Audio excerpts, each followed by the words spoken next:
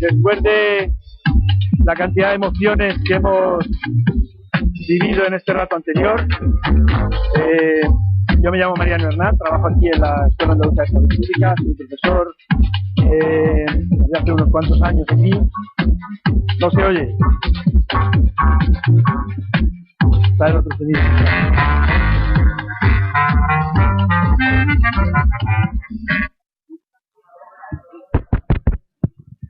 Sí, ahora sí.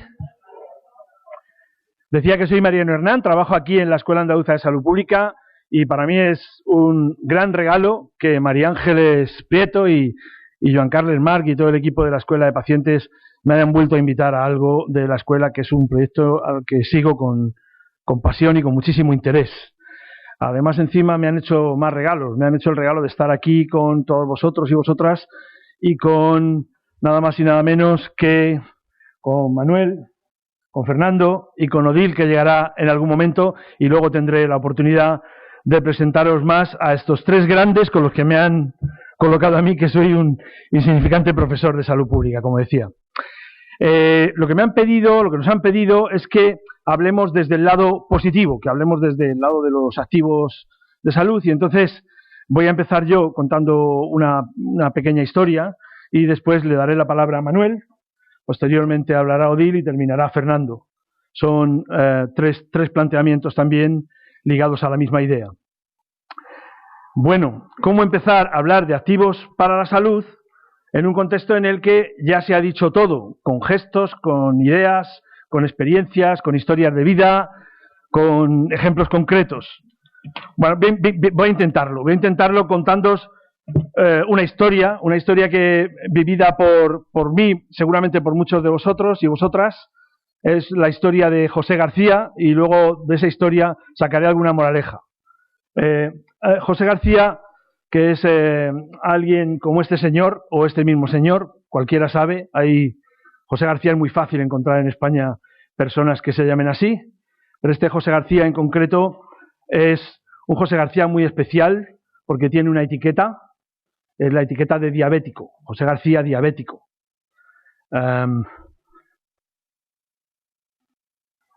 Quizá lo mejor sea ver una parte de su vida.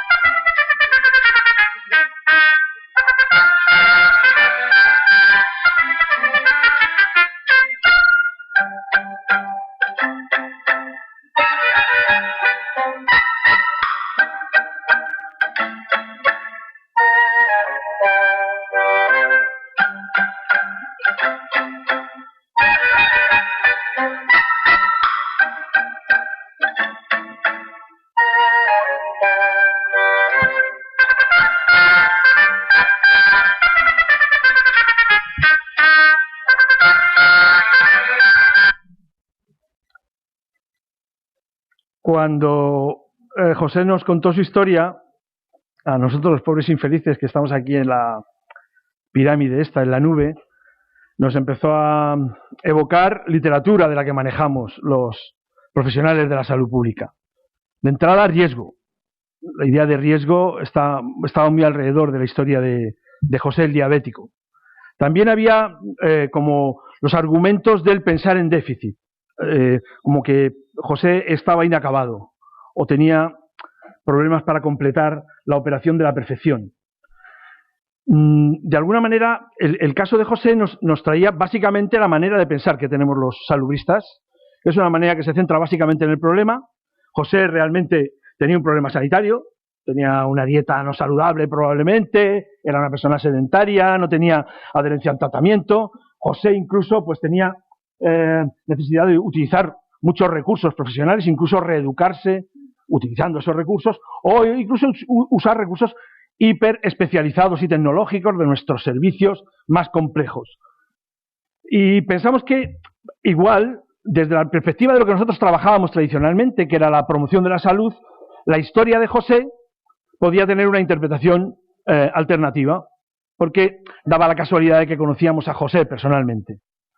Entonces pensamos que igual José tenía riquezas. Pensamos en modelos que estaban apareciendo al principio de los 2000, que hablaban de que las riquezas que tienen las personas pueden tener algún efecto en su salud, incluso las riquezas que tienen las comunidades en las que viven esas personas. Entonces volvimos a repensar el caso de José. Nos dimos cuenta que José en realidad era Pepe Remache. Era un tipo que había sido puntillero en las ventas en Madrid. Vivía en Moratalaz, en la hacienda de Pavones, y había sido camarero y cocinero. Era jefe de conserjes del Instituto Geográfico Catastral, estaba ya jubilado, era amigo de cantadores de flamenco como Padilla y otros, era flamenco, era cañailla es ser de San Fernando de Cádiz, seguro que hay mucha gente aquí que sabe lo que es, era cazador de pájaros, como mucha gente allá, era andarín, como mucha gente allá, y sabía mucho de plantas del campo, sabía diferenciar un pepino de un hinojo. Entonces empezamos a ver que José tenía riquezas también, o sea que la literatura no mentía, y que José tenía riquezas. José tenía, si veis el currículum de José, esa foto que hemos descrito, tenía riquezas personales muy ligadas incluso al problema que tiene. Aquí tenemos con nosotros a personas que tienen un asunto similar al que tenía José, y en algún momento tuvieron que decir la palabra fea que dice José al principio, ¿no? Como mi padre, lo sabía. José tenía esto, pero tenía muchísimas riquezas personales, muchísimas riquezas sociales que él mismo generaba. También a José le ocurría que tenía capacidad para tener soluciones en su argumentario personal, su manera de vivir, tenía capacidad para tener soluciones para los problemas que él tenía, el problema que le acababan de decir. Y sobre todo, parecía como que José, cuando hacía uso de esas habilidades y talento que tenía, mejoraba en su autoestima. Y eso casi seguro que le iba a tener cierto efecto sobre el problema del que le habían hablado los médicos.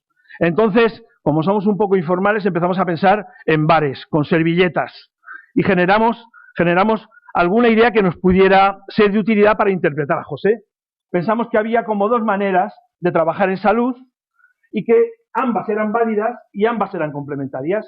Yo a partir de ahora os voy a pedir el favor de que os concentréis conmigo en hablar solo del lado de la izquierda. Pero no estoy diciendo que no vamos a hablar, que no tiene trascendencia ni importancia el lado de la derecha. Lo que pintamos en esta servilleta, a principios de los 2000, en el fondo estaba detrás de la historia de José y de otras muchas historias. José realmente Remache, José García, sin la etiqueta de diabético, podía estar representado por las pirámides, desde dos modelos diferentes. En el fondo estaba representado por algo que a nosotros nos interesaba mucho explorar, y era, ¿se puede hacer fácil lo sano? Ya hemos visto muchísimos ejemplos en la mesa anterior de que sí, de que es viable. Y segundo, ¿las personas y las comunidades en las que las personas pueden controlar su salud? La respuesta era sí. Teníamos muchas evidencias en la literatura y las habéis visto plasmadas en la mesa anterior.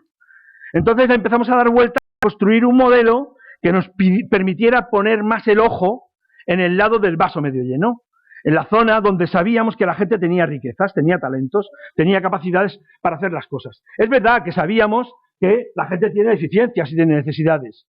Por eso tenemos una sociedad que es la sociedad del consumo para cubrir esas necesidades.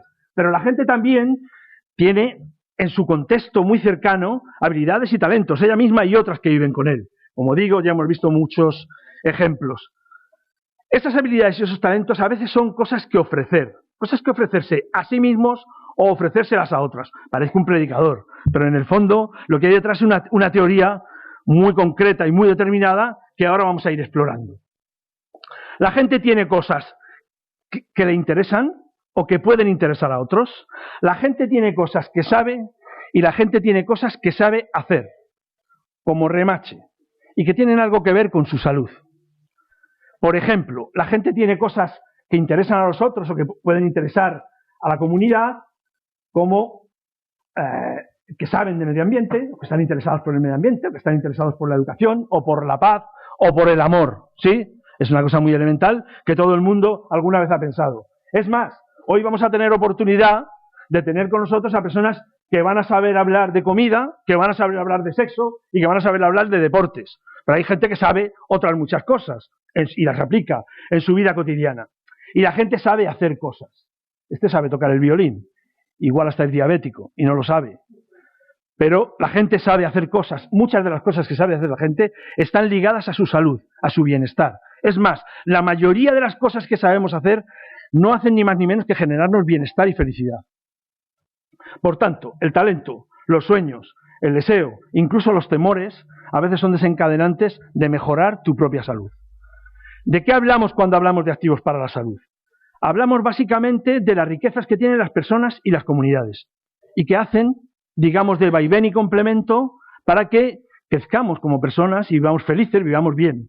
Y hay algunos teóricos, en este caso cito a uno, que es John McKnight, que lo que hace es pensar, entonces, ¿dónde están las riquezas, los activos que tienen las personas y las comunidades? Y después de darle muchas vueltas a muchos modelos, llega a esta conclusión, a que las riquezas de las personas y las comunidades, que no son ni más ni menos que su patrimonio, están más o menos organizadas a partir de estas 6 categorías que él encuentra, pero seguramente, si os vais a otras teorías, encontraréis otra manera de acumular, de ordenar y poner en armarios riquezas que tiene la gente que está en los contextos en los que vivís, y vosotros y vosotras mismas, que además se pueden utilizar para prescribirlas. Tenemos cierta tendencia a prescribir medicamentos, y a veces podemos usar para prescribir las riquezas personales, las riquezas que tienen los contextos en los que viven las personas que tienen algún problema de salud. O sea que, siguiendo a McKnight, tendríamos esta idea. Es más, si nos fuéramos a una comunidad, igual el patrimonio lo distribuiríamos así. No me voy a entretener en esto porque hay largos seminarios para profundizar. Sin embargo, sí que nos interesa también tener una cuestión como en la cabeza, y es que habitualmente la gente que trabajamos en los sectores más punteros, tecnológicos, científicos, sanitarios, del I+D, no caemos en la cuenta de que existe la ciencia ciudadana. Existe que las personas, observando, mirando, narrando, están generando conocimiento. Por tanto, cuando hablamos desde la perspectiva del modelo de los activos, estamos hablando de que hay ciencia ciudadana y que las personas y las comunidades son capaces de generar información muy válida para tomar decisiones sobre la salud. A veces esa información puede ser en cifras y datos, como hacemos habitualmente los profesionales de la salud pública, pero otras es la pura narrativa, la que da evidencias claras de cómo hay que hacer las cosas. Por tanto, la gente que trabaja, que quiera poner énfasis en orientar los sistemas más a los activos que a los déficits, debería tener en cuenta que es muy importante la observación y es muy importante la conversación. Fijaros qué cosa más elemental y más pasada de moda, parece como del antiguo, porque ahora hay ciencias y técnicas muy sofisticadas. La capacidad y el talento que tienen las personas de las comunidades a veces brota por medio de la observación rigurosa, sistemática, ordenada, pero ciudadana, o de la conversación ciudadana. Y un elemento central para que esto tenga sentido es una idea de participación en la que están todos implicados. No están, los sanitarios le piden participación a los ciudadanos y parece que eso es participación, o a veces los ciudadanos no acuden a lo que los sanitarios les piden. De lo que estamos hablando es de participar todos, sanitarios, profesionales de bienestar social, personas que trabajan en educación, colaborar todos en un trabajo conjunto, participativo, pero no dirigido exclusivamente a que el usuario, el ciudadano, sea el que participe. Por tanto, la última idea central del modelo que os quería transmitir es que se puede coproducir. Se puede coproducir, se pueden hacer producciones conjuntas, colaborativas. La idea de la coproducción en salud está muy ligada a esta idea de la participación que os decía, a observar, a conversar, y también está muy ligada a algo que ya ha hablado María Ángeles bastante en la mesa anterior, pero que es lo que podríamos llamar el origen de la salud. Es decir, ¿por qué hay gente que aun teniendo problemas es capaz de flotar? Esta idea de por qué hay gente que aun teniendo problemas es capaz de flotar está muy relacionada con que la gente, también se ha hablado antes, pueda comprender lo que le ocurre, tenga un mínimo de apoyo personal, comunitario, para manejarlo y le encuentre significado a su vida una vez que ha comprendido lo que le ocurre, ha tenido el apoyo para manejarlo y sigue viviendo. Le encuentre un significado a su vida con eso. Esta es la idea central que hay detrás de la teoría autogénica. Es decir, aprender a nadar en el río de la vida con una base segura. Claro, yo tengo una tendencia a desviarme, a irme siempre a mi terreno. Yo trabajo básicamente en temas de infancia y adolescencia. Y la base segura para crecer y el attachment y todo lo que es el apego me interesa mucho. Entonces, esta idea del modelo salutogénico se puede comprender muy bien pensando en niños y niñas, pensando cómo crecemos, pensando en el principio del río de la vida y cómo aprender a comprender, manejar y encontrar el significado de la vida. Es reinventándonos con nuestra enfermedad o con nuestro gran problema o pequeño problema.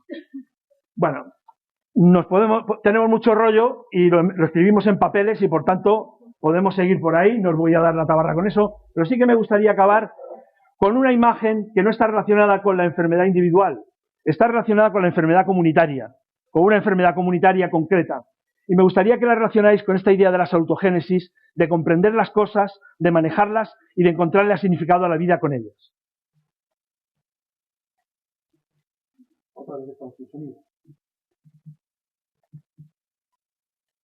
¿Podéis dar el sonido?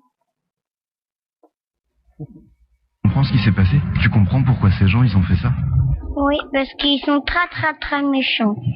Les méchants, c'est pas très gentil, les méchants. Et il faut faire vraiment attention parce qu'il faut changer de maison. Mais non, t'inquiète pas. On n'a pas besoin de changer de maison. C'est la France, notre maison. Mais il y a des méchants, papa. Oui, mais il y a des méchants partout. Il y a des méchants partout. Ils ont les pistolets, ils peuvent nous tirer dessus parce qu'ils sont très méchants, papa. C'est pas grave, ils ont des pistolets, nous on a des fleurs. Bah les fleurs, ça fait rien, c'est pour. Si regarde, tu vois, tout le monde pose des fleurs. Oui. C'est pour combattre les pistolets. C'est pour protéger. Voilà. Et les bougies aussi. C'est pour ne pas oublier les gens qui sont partis. Hein.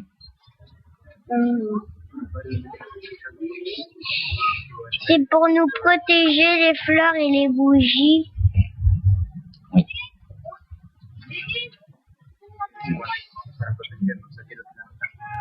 Ça va mieux du coup? Oui, ça va mieux.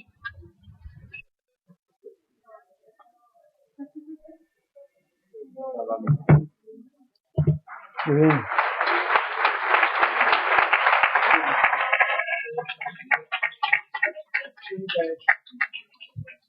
Muchas gracias. Vamos a continuar. Tenemos aquí con nosotros a Manuel Lucas.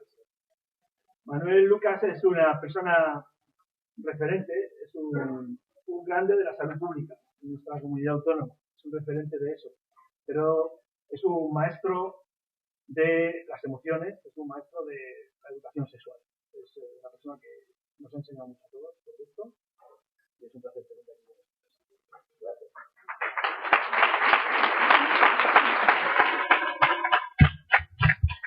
Bien, buenas tardes ya a todos y a todas. Lo primero que quiero es agradecer a María Ángeles y a Joan Carles que me hayan dado la oportunidad de reencontrarme con una de las experiencias más bonitas que yo he tenido en mi vida profesional, de salud pública, pero también de sexología. Y la experiencia que tuve aquí, que muchos de los que estáis aquí, de las que estáis aquí, habéis compartido conmigo, os aseguro que ha sido de las más bonitas que yo recuerdo nunca. Por eso estoy aquí encantado. Me han dicho que tengo 10 minutos para exponer, con lo cual en 10 minutos no puedo pretender dar una charla. Y lo único que voy a hacer es transmitiros sentimientos. La primera vez que yo vine aquí, como era director de la Estrategia de Salud Sexual de la Junta de Andalucía, y hicimos un taller como el que hemos hecho esta mañana, y que algunas personas han dicho, nos quedamos un poquito así como, y ha sido 1 hora y media, ¿no? en 10 minutos, pues no nos podemos quedar así, por tanto, tampoco quiero que os quedéis mal, pero sí transmitiros que cuando vine la primera vez y tuve ese taller de inicio de lo que íbamos a hacer, que era una formación de formadores para personas que no solamente, porque lo hicimos también de forma, fue un mestizaje, hicimos con pacientes y también con profesionales. Durante 3 meses se formaron para ser formados, para poder ellos transmitir luego todo lo que les enseñamos. Ese primer taller, cuando yo ya me fui de aquí, que iba hacia Marbella a inaugurar un foro de salud sexual, iba acordándome de las cosas que me habíais transmitido y que luego durante mucho tiempo me transmitisteis, y se me ponían los vellos de punta. Porque yo he hecho muchas cosas con los temas de sexología y he tenido muchas experiencias, pero desde luego yo sabía desde aquel momento que había hecho ese taller que desde luego no iba a ser y hacer nada parecido, y no he hecho después nunca nada más parecido a todo lo que yo aprendí de vosotros y de vosotras, y a todas las sensaciones y a todas las emociones que pude compartir. Y os lo digo sinceramente, porque hoy que he vuelto aquí y he vuelto a tener otro taller, he vuelto a sentir lo mismo. He vuelto a sentir lo mismo porque he vuelto a sentir todas las cosas que habéis contado, todas las que él decía dificultades y problemas, pero también todas las oportunidades. Porque os voy a decir que realmente lo que nosotros intentamos en aquella tarea, que por suerte muchas de las personas que me han visto hoy continúan hacia adelante, fue intentar hacer ver la sexualidad no como un mal rollo, que es lo que vemos siempre, ligada a lo malo, a lo pecaminoso, a lo feo, a lo guarro, o como un problema, o como un peligro, como que si los abortos, que si los embarazos no deseados, que las enfermedades de transmisión sexual, peligro, peligro, peligro. O a lo que él dice, y yo tomé de él, que es ligada a déficit y a problemas. Que yo siempre decía disfunciones, pero me gusta más eso que tú dices, de déficit y problemas. Ligada a déficit y a problemas. Es decir, siempre con malos rollos. Cuando realmente la sexualidad es un valor. Es un valor. Es una oportunidad. Y además de ser un valor y una oportunidad, es una capacidad que tenemos en esta cultura muy poco desarrollada y que podemos desarrollar hasta el infinito. ¿Vale? Y desde esa óptica, desde que la sexualidad es un valor, es una oportunidad, es algo a desarrollar, también caímos en la cuenta de que la sexualidad era un instrumento rehabilitador de primera magnitud. Porque aumenta la autoestima, porque aumenta el bienestar, porque aumenta el mirarse mejor y el quererse mejor, que es importante para la sexualidad. Y entonces es cuando nos empezamos a dar cuenta de que la sexualidad, que yo lo he vivido también, porque mi mujer tuvo un cáncer de mama. Y hoy cuando yo oía hablar del cáncer de mama, de las pelucas y demás, lo he vivido. Cada vez que lo oigo de vosotros y vosotras, lo rememoro y veo lo importante que es. Y os voy a contar una cosa que conté ya aquí, pero que lo voy a contar otra vez. Mirad, la primera vez que vino mi mujer, siempre la acompañé en las operaciones, pero nunca me dejó que le acompañara a la peluquería. Qué cosa más curiosa, ¿verdad? Es una cuestión muy femenina esta, ¿no? No me dejó que la acompañara a la peluquería a que le pelaran y ya la dejaran sin pelo. Y vino con su peluca puesta a casa y yo esperándola. Y yo, cuando llegó con su peluca, alguien hablaba de los juegos de la peluca con los niños que se ponen la peluca y tal. Yo le quité la peluca, la besé en la calva que ya tenía y aquella noche hicimos el amor. Y al día siguiente ella tenía otra cara de la que traía. ¿Por qué? Porque la sexualidad tiene una fuerza importantísima porque la sexualidad es capaz de rehabilitar lo que otras cosas ni los medicamentos pueden rehabilitar. Y por tanto, yo creo que tenemos que tener en cuenta que esa parte importante de una sexualidad que nos han cercenado, que nos han reducido, que han hecho que veamos la sexualidad solamente en los genitales y en el coito y en el mete y saca, y en la gimnasia sexual que nos montamos cada vez que intentamos hacer relaciones sexuales, nos veamos la sexualidad de otra forma de lo que realmente somos y de la capacidad que realmente tenemos. ¿Y cuál es la principal capacidad que tenemos? Desde que nacemos hasta que nos morimos, los seres humanos, y somos únicos en eso, tenemos una inmensa sed de piel. Tenemos una inmensa sed de que nos toquen, de que nos acaricien. Y una persona puede tener una enfermedad crónica, sea la que sea, me da igual. Y puede estar incluso en un momento ya muy avanzado y muy terminal, pero siempre va a necesitar que la acaricien, que la toquen, que la abracen, que la acunen. Y esa sed de piel, que nos caracteriza y que nos imprime la herencia filogenética, pero sobre todo las antropológicas, y sobre todo todas las herencias que han hecho que tengamos la piel más sensible de todos los mamíferos, porque tiene la mayor cantidad y la mayor variedad de corpúsculos sensitivos, la tengamos tan desperdiciada en esta cultura, y desde ahí, desde la diabetes, desde los miedos que las personas con un infarto de miocardio tienen a reiniciar la sexualidad, porque creen que puede morirse en ese momento, lo cual es bastante difícil, pueden, pero es muy difícil. Las personas que han tenido un cáncer, sea el que sea, las personas con fibromialgia, que me ponían los vellos de punta y me los siguen poniendo hoy, porque hemos tenido muchas personas en el taller, que dicen que no les pueden ni rozar porque les duele el roce. Todas esas personas pueden recuperar, incluso cuando el roce te molesta, dependen de cómo te roce. Y desde luego, aprender todo eso y reaprender todo eso es un elemento fundamental para que recuperemos todo eso que tenemos que recuperar cuando nos dicen tiene este tipo de enfermedad o tiene este tipo de problema y que parece que se nos hunde el mundo y que luego tenemos la oportunidad de ir recuperando. Y si recuperamos la sexualidad, incluso la que nunca tuvimos, porque a veces no hace falta tener una diabetes, ni tener un infarto de miocardio, ni tener un cáncer para vivir una sexualidad muy pobre, recuperar todo eso seguro que va a ayudarnos enormemente. Y lo que quería enfatizar aquí es la importancia que eso tiene y sobre todo daros las gracias enormemente a todas las personas que habéis participado y que veo aquí conmigo en ese proyecto que hicimos, que sigue, que continúa y que desde luego fue para mí lo más enriquecedor que yo jamás he hecho en mi vida y llevo desde el año 84 formando sexólogos y sexólogas. Muchas gracias.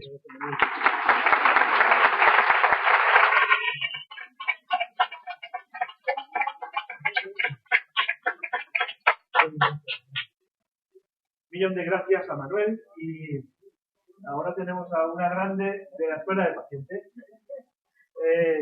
Odil Fernández, una doctora de médica de familia que por un lado vive con grandeza los acontecimientos vitales estresantes que le pueden haber ocurrido relacionados con la enfermedad, da muestras a todos los demás de cómo gestionar eso, cómo gestionarlo por un lado de una manera muy científica y por otro de una manera muy personal, muy humana.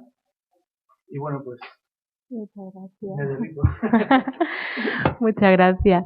Bueno, encantada de estar hoy aquí y gracias tanto a María Ángeles como a Giancarles por invitarme, porque esto es parte de mi sueño, ¿no? La escuela de pacientes es parte de ese sueño que yo tuve cuando me diagnosticaron mi enfermedad.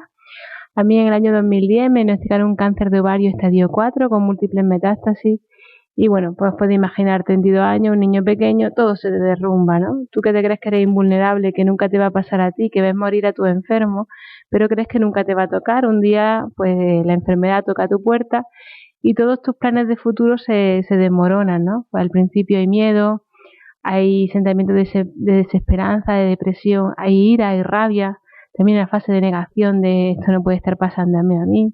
Y yo lloré mucho, me desesperé mucho, pero llegó un momento que ya no pude llorar más y surgió algo que es el instinto de supervivencia que todos tenemos dentro, que te hace salir a flote, ¿no? Me hacía gracia la imagen del barco ahí navegando contra marea, ¿no? Cuando te ves que la marea te arrastra es cuando, bueno, pues surgió esa gana de vivir, esa gana de sanar, y cuando decidí olvidarme un poco de esas estadísticas tan negativas, porque en mi caso, al ser un cáncer pues con una alta tasa de mortalidad y recidiva, pues las expectativas no eran tan halagüeñas como puede ser en otros tipos de tumores.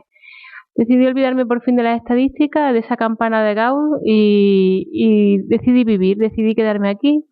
Pero claro, para quedarme aquí, bueno, en mi caso no tenía la suerte que otros tumores en estadios iniciales, que un arsenal terapéutico enorme, sino que en el mío, bueno, estaba un poco más limitado.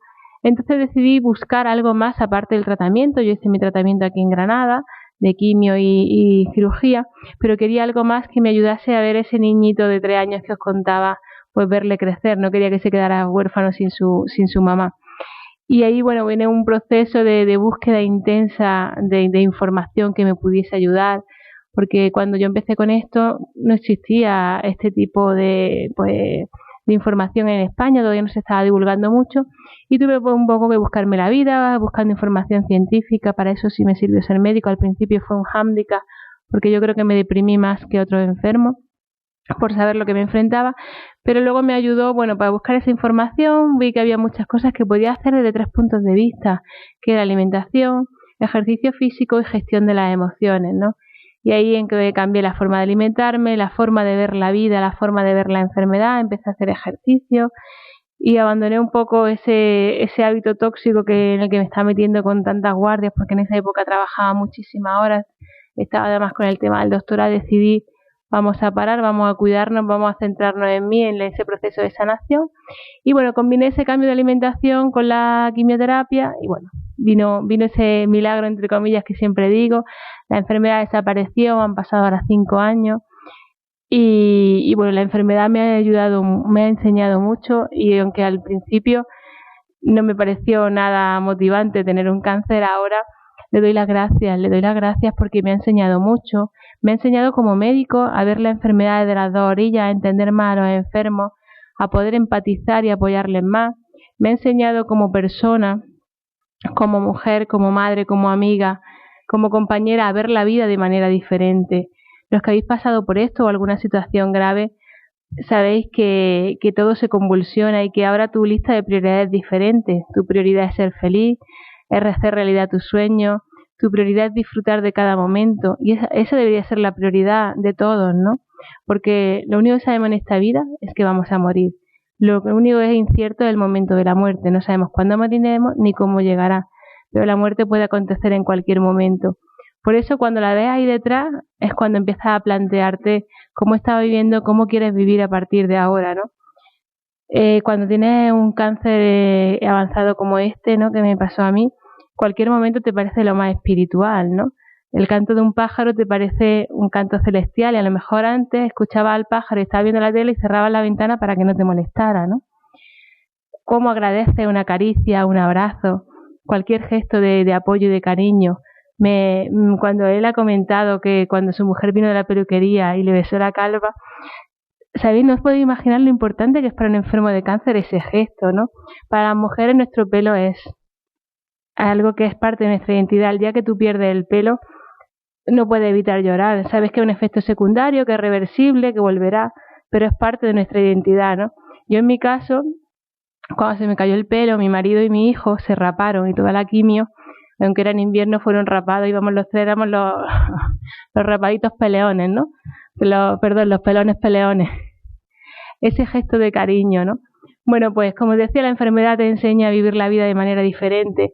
Y yo quise que ese cambio que yo había vivido, ya sea a través de esos cambios de alimentación que me permitieron tener una quimio sin apenas efectos secundarios y pude estar viajando por toda Europa, porque era parte de mi lista de prioridades, que ese cambio en la actitud, en la forma de ver la vida, el aprender a meditar, el aprender a hacer yoga, qigong, que me habían servido, le sirviese a otras personas, ¿no? Dicen que lo que no se da se pierde, y yo no quería que mi experiencia se perdiera si podía ayudar a otras personas. Entonces mi sueño era llegar esa información a otras personas. Yo sé el miedo que se siente cuando te dicen que tienes cáncer y piensas que no hay nada que puedas hacer tú. Hay muchas cosas que podemos hacer y cada vez son más las personas con cáncer que buscan información, que preguntan, que quieren ser personas activas, enfermos activos. A mí la palabra paciente no me gusta, intento utilizar lo menos posible porque paciente es el que espera. ¿El que espera qué? Que del exterior venga el milagro, venga la sanación. ¿Verdad? Que el médico nos va a tratar con todo su amor, todo su cariño, nos va a mandar el fármaco más adecuado. Pero no podemos quedarnos esperando que llegue, sino que tenemos que ser personas activas, enfermos activos, que preguntemos, que busquemos. Y por eso las escuelas de pacientes son geniales, ¿no? Porque ahí puedes encontrar mucha información. Y porque además nadie mejor que otro enfermo puede entenderte. Tu familia te puede apoyar, puede estar contigo, pero alguien que no ha hecho tu camino no puede entender el viaje. Y otra persona con cáncer sí puede entenderte, puede entender esos momentos de rabia, de depresión, que a lo mejor tu familia no entiende. Puede darte truquillos por el tema, por ejemplo, de cómo colocarte la peluca, cómo evitar los efectos secundarios de la medicación, cómo afrontar la enfermedad. Entonces es súper importante el papel, ¿no?, que puede tener una escuela de pacientes. Y que además tengamos que sea algo abierto para toda la población. Por eso decía que es parte de mi sueño, porque ¿sabéis cuál es mi sueño? Mi sueño es que aquí en España llegue algún día en el sistema sanitario lo que es la oncología integrativa.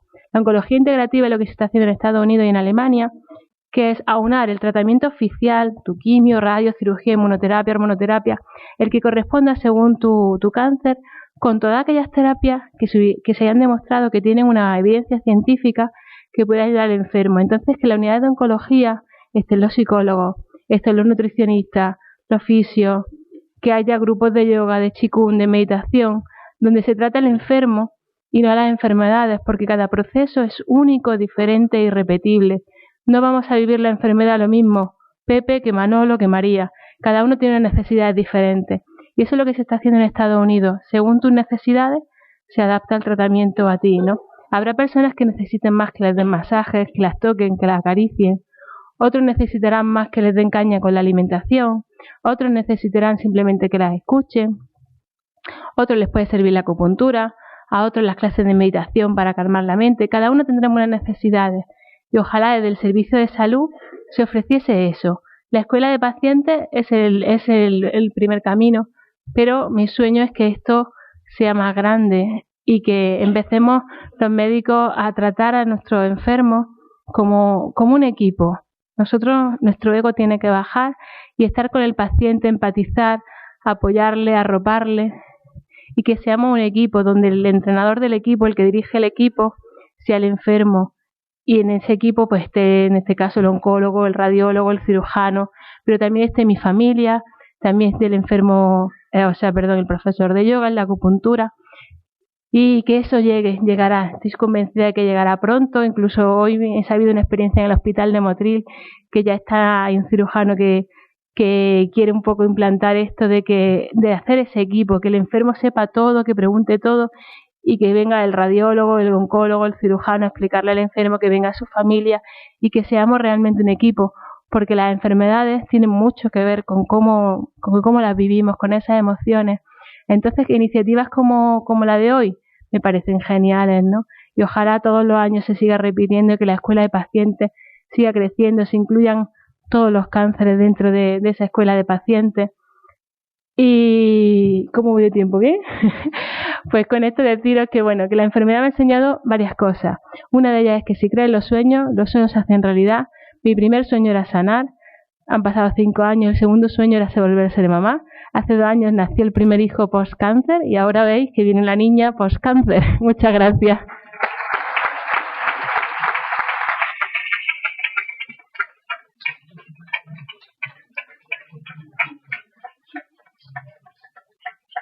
Bueno, muchas gracias. No veíais vuestras caritas, de aquí pues si las veía. Tenemos al tercer grande, Fernando Herrera. ¿Perdón? Sí, necesitamos. Fernando Herrera. Fernando Herrera es un profesor al que en un momento determinado quisieron ponerle la misma etiqueta que a Pepe Remate. Y como es profesor, sabe enseñar bien cómo hacerlo para vivirlo de otra manera diferente a como fue lo del CPC. Muchas gracias, Fernando. Cuando termine Fernando,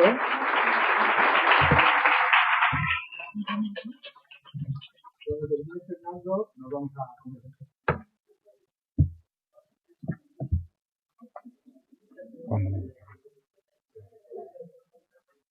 Bueno, buenas tardes.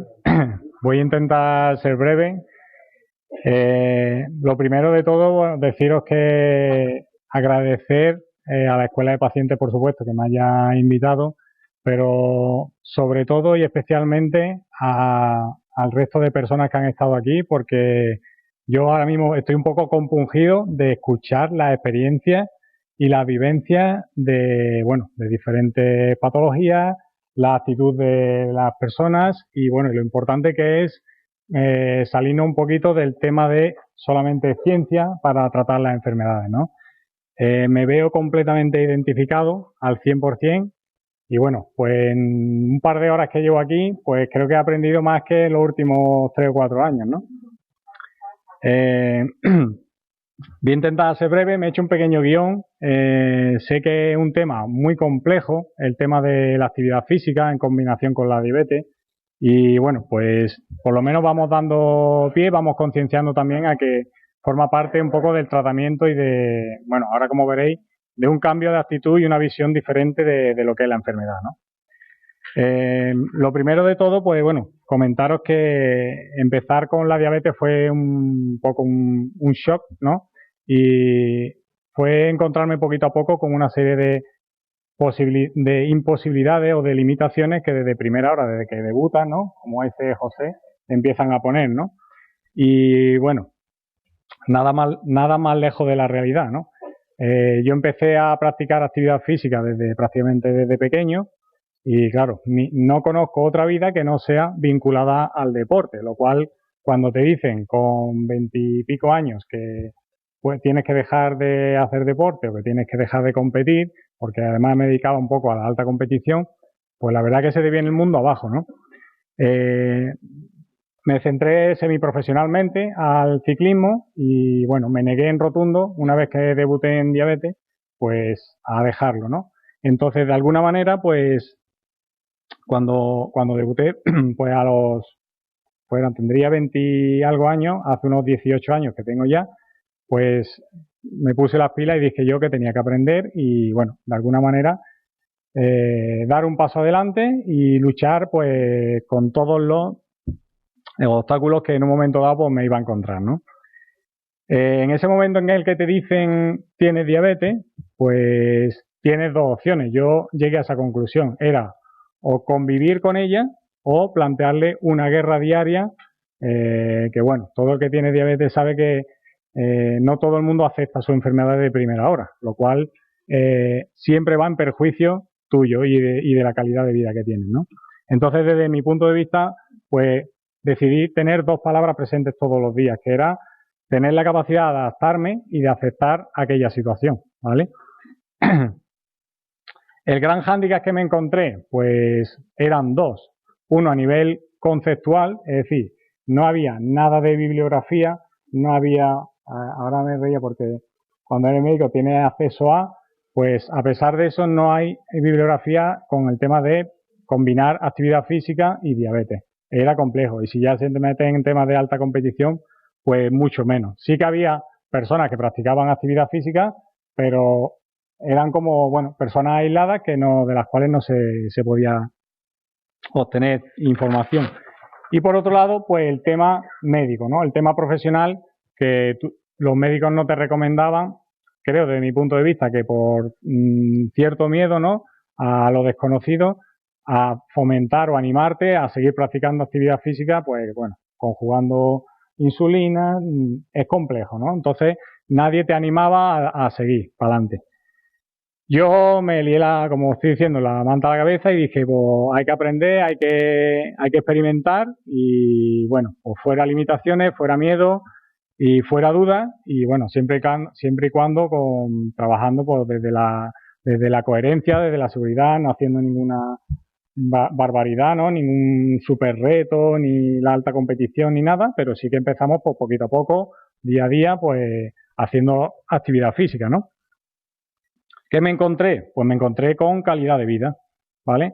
Calidad de vida que, bueno, si veis en las imágenes que están saliendo de fondo, pues representan un poco la calidad de vida de ese grupo de personas que ahora os contaré un poquito más antes, que nos hemos juntado, ¿no? Locos como yo. Y bueno, la calidad de vida ha llegado pues reflejada pues en diferentes factores, ¿no? Por ejemplo, el tema de comidas que nos habían limitado desde primera hora. Prácticamente llevamos una vida totalmente normal, ¿vale? Siempre con una dieta equilibrada, una dieta coherente y sana, ¿no? Igual que para todo el mundo, ¿no? Me permite reducir dosis importantes de insulina, con lo cual también reduce el riesgo de hipoglucemia, ¿vale? El ejercicio bien planteado te facilita, pues eso, funcionar y hacer el efecto que te hace la insulina. El deporte me ha facilitado también un campo de experimentación para yo aprender sobre el manejo de todos los factores que en tu día a día tienes que manejar, que es insulina, que es alimentación, que son tiempo, etcétera. Y sobre todo, conocerme y cuidarme a mí mismo más que una persona en condiciones normales. Necesito dedicarme más tiempo. Y una parte importantísima que para mí, que me he sentido hoy aquí un privilegiado, es encontrarme inmerso en proyectos y en asociaciones, pues bueno, para compartir la experiencia y para aportar en un campo que creo que todavía queda mucho por avanzar y sobre todo por difundir y por llegar a la gente, ¿no? Y por transmitir. Como ha dicho el compañero, me dedico al tema de la docencia y la verdad que como jefe de estudio en un instituto de secundaria es bastante complejo compaginar todo con el tema de la diabetes, temas de estrés y demás. Pero bueno, en ese sentido el deporte pues me facilita un equilibrio importante y una actitud muy positiva a la hora de afrontar esas situaciones. Cosa que practico pues todas las modalidades del triatlón que creo que han salido por ahí, natación, bicicleta, carrera, pero sí que os digo que no todos los días se puede entrenar, no todos los días se entrena, sino yo a mí me gusta hablar de actividad física, no me gusta hablar solamente de deporte. ¿Por qué? Pues porque desde que nos levantamos hasta que nos acostamos hacemos actividad física en mayor o menor medida, ¿vale? Y pues aprovecho el día que sé que tengo sesiones de evaluación, por ejemplo, pues aprovecho las clases con mis alumnos pues para moverte un poquito más, implicarte con ellos, y si aún así no puede o lo que sea, pues cuando tengo que llevar al niño a clases de inglés o a su entrenamiento, pues aprovecho mientras él está en clase para moverte un poquito, que al final son recursos que te buscan, ¿no?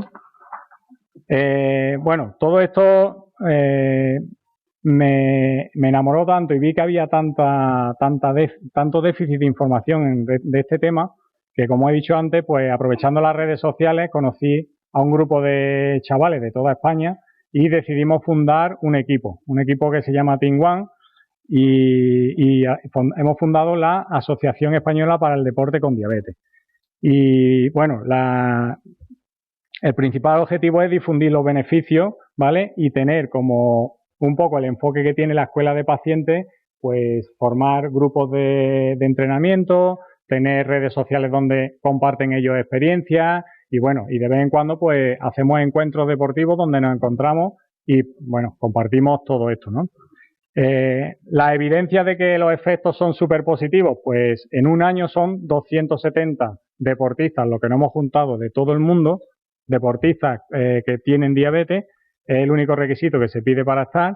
Y bueno, en un estudio que estoy haciendo de todos los que han entrado en el equipo, el 100% de los pacientes tiene, al cabo del año, tiene por debajo de 7% de la hemoglobina. Lo más importante, ánimo y una actitud totalmente positiva hacia su enfermedad, aceptándola y, bueno, miles de cartas y de correo electrónico agradeciéndonos de familiares, pues tanto de adolescentes como de incluso parejas, diciéndonos que, bueno, que le ha cambiado la vida desde que han entrado al equipo, de que han empezado a hacer actividad física, desde que compartimos encuentros deportivos, etcétera, ¿no? Es algo más psicológico que físico, ¿no? Y bueno, como colofón de eso fue lo que habéis visto. Este verano organicé un sueño para mí, que era un encuentro deportivo, una convivencia durante 8 días. Organicé un tour por toda Andalucía donde hicimos un triatlón en cada provincia de Andalucía durante 8 días seguidos. Y el objetivo no era la parte deportiva solamente, sino la parte de convivencia y de compartir experiencias pues con estos compañeros que tenían diabetes y llegar a las asociaciones de niños con diabetes y con los campamentos. Y bueno, coincidimos también en la última etapa con uno de las asociaciones de aquí de Granada y de Jaén también. Y bueno, la verdad, creo que han sido algunas de las imágenes que han salido por ahí, que fue una experiencia súper positiva para todos, ya no solamente por la parte deportiva, sino la parte emocional, el vínculo, la gente y el cambio de actitud y, bueno, cambiar sobre todo la imagen que se tiene de la diabetes un poco encasillada, ¿no? De limitaciones, de prohibiciones, de miedo y, bueno, no tratamos tampoco de difundir, ni mucho menos, unas macro pruebas ni unos retos de estos de personas inaccesibles, pero sí que animar a la gente a que se mueva y a que sea, bueno, un poquito más activa. En resumen, yo os digo que no hay mal que por bien no venga, lo que yo siento respecto a la diabetes y decir que a mí me ha aportado muchísimo bien y puedo resumirlo en que, por un lado, practicar actividad física me mejora la salud, que me permite tener una actitud positiva ante la enfermedad y tener una sensación de bienestar que no se paga y que no se compra con ningún medicamento. Me permite y me ha permitido conocer a gente maravillosa, no solamente deportistas, sino familiares. Me permite compartir y aprender también mucho de mis compañeros. Posibilidad de viajar, porque he podido, por ejemplo, ir a Estados Unidos en base a un proyecto que se realizó. Sentirse muy bien intentando ayudar a otra persona, ¿vale? Porque a veces coincide con gente que parece que ven a Dios y tú lo único que le has dicho es decir, vete a tal sitio que puedes encontrar esto en tal sitio y hazlo de esta manera. Y le cambia la vida, ¿no? Y sobre todo, pues bueno, de alguna manera, como he dicho, tener calidad de vida igual o mejor que cualquier otra persona que no tuviera diabetes. El extremo de esto fue, lo he querido poner aquí como una anécdota, que un buen amigo un día me preguntó hace poco, claro, como me ve enganchado con temas de actividades de esta y demás, me dice, bueno, si hoy te dieran a elegir tener diabetes o dejarla, o sea, pudiera elegir, ¿tú qué harías? Y yo realmente me lo pensé. O sea, me ha aportado tantas cosas, ¿no? Como ella. Es que me reía ahora porque la sensación que tiene es que te ha aportado tanto en la vida que hoy por hoy le dije que no. Y bueno, de alguna manera refleja un poco pues que el deporte, la actividad física y el enfoque con un cambio de actitud positiva pues os puede aportar muchas cosas. Os voy a poner un pequeño vídeo que tenemos en la página web del equipo y sobre todo pues eso, para jugar un poco con la motivación, especialmente de esos niños que cuando debutan pues se les hace un mundo tanto a los niños como a los mayores. Hay que poner el sonido.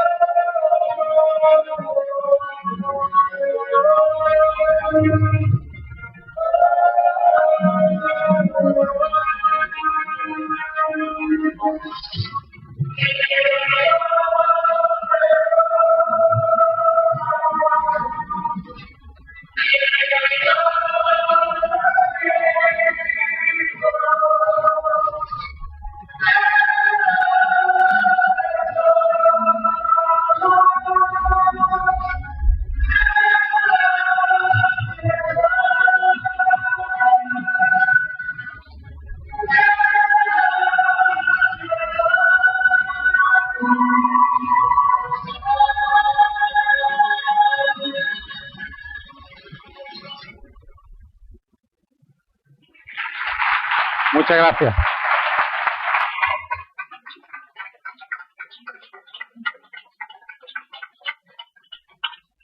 Muchas gracias a todos y a todas. Nos vemos por el mundo.